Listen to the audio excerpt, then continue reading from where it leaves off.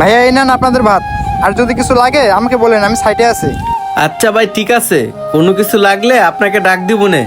ভাইয়া, তুমি না আমাকে বলছিলে মুরগির মাংস দিয়ে ভাত খাওয়াইবা? তুমি মুরগির মাংস দিয়ে ভাত অর্ডার না করে কেন ভাজি দিয়ে অর্ডার করছো? বোন, আজকে না রিক্সা চালাইয়া তেমন টাকা পয়সা ইনকাম করতে পারি নাই, তাই আজকে বাজি দিয়ে ভাত অর্ডার করছি। ভাইয়া, তুমি তো আমাকে বাসায় ভাজি দিয়ে ভাত খাইতে পারতা।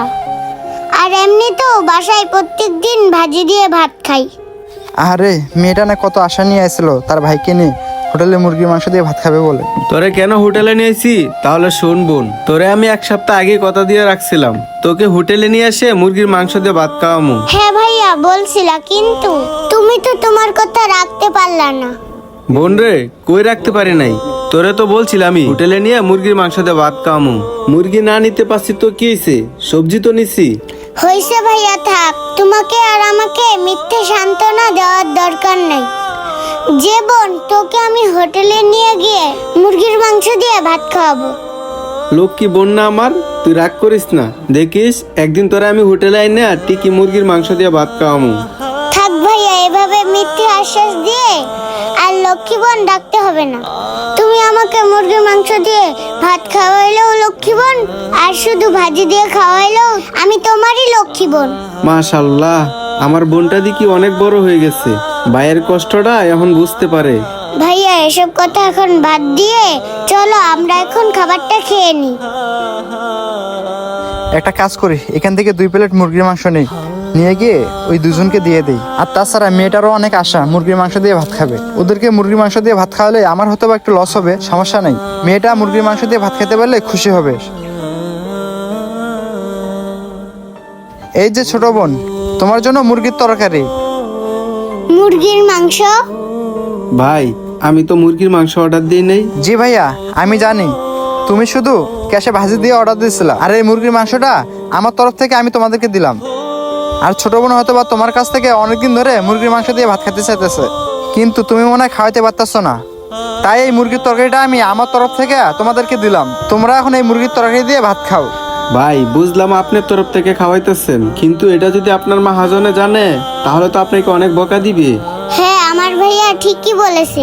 আপনার মহাজন জানতে পারলে আপনাকে খুব বকা দিবে। কি বললা ছোট বোন? বকা? আমাদের মতো গরিবদের আবার বকা শূন্য অভ্যস্ত আছে। সমস্যা নেই ছোট বোন, তুমি এখন এই মুরগির তরকারি দিয়ে ভাতগুলো খাও। ভাই, তোমাকে একটা কথা বলি, কিছু মনে করো না। বোন তোমার কাছ থেকে মুরগির মাংস দিয়ে ভাত খেতে চাইছে, তুমি হয়তো বা খাওয়াতে পারতেছো না, কিন্তু সে তো আমারও বোন হতে পারতো, আর আমার কাছে তো সেম আবদারটাও করতে পারতো। তাই ভাবলাম আমি না হয় ভাই হিসাবে ছোট বোনের চাওয়াটা পূর্ণ করি। ভাই আর আপু, এত কিছু ভাইবো না, এখন মুরগির তরকারিটা নিয়ে ছোট বোনকে খাবারটা খেয়ে দাও, সাথে তুমিও খাও। আর মহাজনের কথা বলতেছেন, মহাজন যদি কিছু বলে আমি বলবো নি আমার বেতন থেকে মাংসের টাকাটা কেটে রাখতে। বোন, আমি তোমারে গোস্ত দিয়ে না খাওয়াইতালে কি হয়েছে, রিজিকের মালিক তো একমাত্র উপরওয়ালা।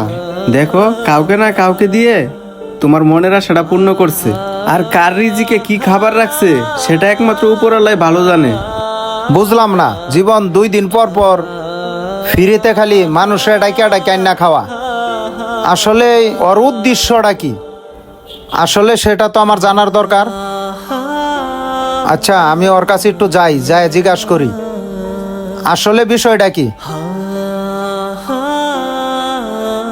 যাই হোক, এখন তুমি এই মুরগির মাংসটা দিয়া ভাতগুলা খেয়ে নাও।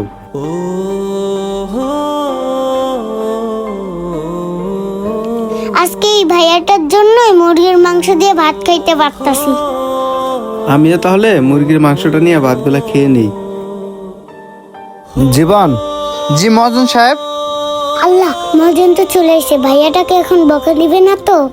আচ্ছা জীবন, তুমি একটা কথা বলো তো, 2 দিন পর পর তুমি রাস্তা থেকে লোক ধরে এনে তুমি এখানে খাওয়াও, আবার দেখি এখানে বসায় বসায় অনেক লোকেরা খাওয়াও, আসলে তোমার উদ্দেশ্যটা কি বলো তো? আসলে মহাজন সাহেব, আমি যখন খাবার দিতে আসি তখন আমি তাদের সামনে দাঁড়িয়ে অনেক কিছু শুনতে পারি, তখন তাদের ওইসব কথা শুনে আমার অনেক কষ্ট লাগে। তাই মহাজন সাহেব, তাদেরকে আমি কখনো মুরগির মাংস দিয়ে ভাত দেই, কিংবা কখনো গরুর মাংস দিয়ে ভাত দেই। কিন্তু জীবন, তুমি যে কয় টাকা বেতন পাও সে অর্ধেক টাকা তো তোমার বেতন থেকে কাটা যায় তাদের জন্য। তুমি যে ওদেরকে খাওয়াচ্ছ, আমি কিন্তু মাস শেষে তোমার বেতন থেকে কেটে নিব। সমস্যা নেই মহাজন সাহেব, আপনি বেতন থেকেই কেটে রাখেন। কিন্তু মহাজন সাহেব, এটা সত্যি, আমি ওদেরকে এভাবে খাওয়ায় যে শান্তিটা পাই, সেই শান্তিটা আমি কোনো কাজের ভিতরেই খুঁজে পাই না।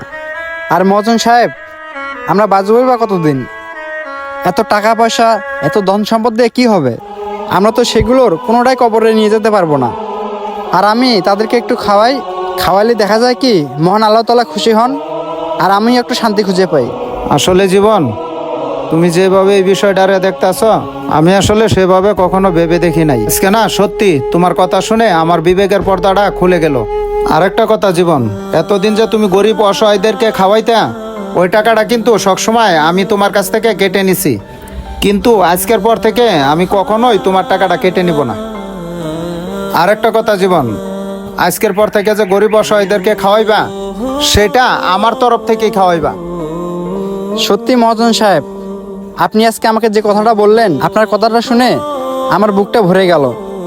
আমি আল্লাহ তাআলার কাছে দোয়া করি, আল্লাহ তাআলা যেন আপনার মনটা আরো অনেক বড় করে দেয় এবং আপনার ব্যবসায় বরকত দান করেন। দেখো জীবন, এই ভাইটার আর এই বোনটার আরো কিছু লাগে কিনা, যদি লাগে তাহলে ওখান থেকে এনে দাও, আমি ক্যাশে বসি। ঠিক আছে জীবন?